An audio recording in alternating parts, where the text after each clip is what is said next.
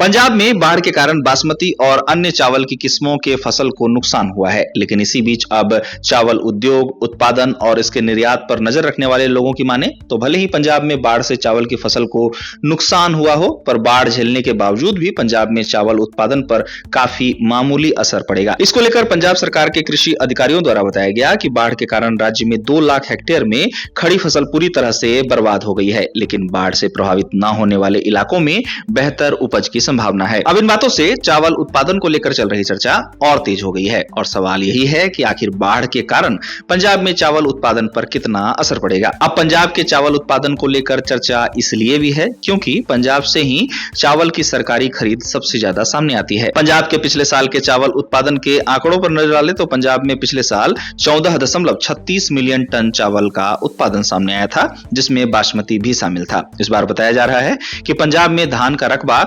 32.49 lakh hectare में था और बाढ़ के कारण 2 लाख हेक्टेयर में फसल के बर्बाद होने की बात इस समय कही जा रही है। अब एक नजर पंजाब के चावल की सरकारी खरीद पर डालें तो इस बार केंद्र सरकार ने पंजाब से 46.35 मीट्रिक टन चावल खरीदने का लक्ष्य रखा है, जो कि पिछले साल 51.16 मीट्रिक टन था। पिछले साल 51.16 मीट्रिक टन के लक्ष्य के मुकाबले पंजाब से 47.4 मीट्रिक टन चावल की खरीद हुई थी। अब इस बार पंजाब में बाढ़ से पंजाब के चावल के उत्पादन पर कितना असर पड़ेगा और क्या इससे चावल की कीमतों में उछाल भी देखने को मिलेगी, इसकी तस्वीर समय के साथ ही स्पष्ट हो पाएगी। लेकिन चावल उद्योग, चावल के निर्यात और चावल के उत्पादन तथा पंजाब के कृषि अधिकारियों की माने तो राज्य में बाढ़ के बावजूद चावल उत्पादन पर उतना असर नहीं पड़ेगा और साथ ही अधिकारियों का यह भी कहना है कि गैर बासमती चावल क्षेत्रों से बेहतर उपज की संभावना बनी हुई है।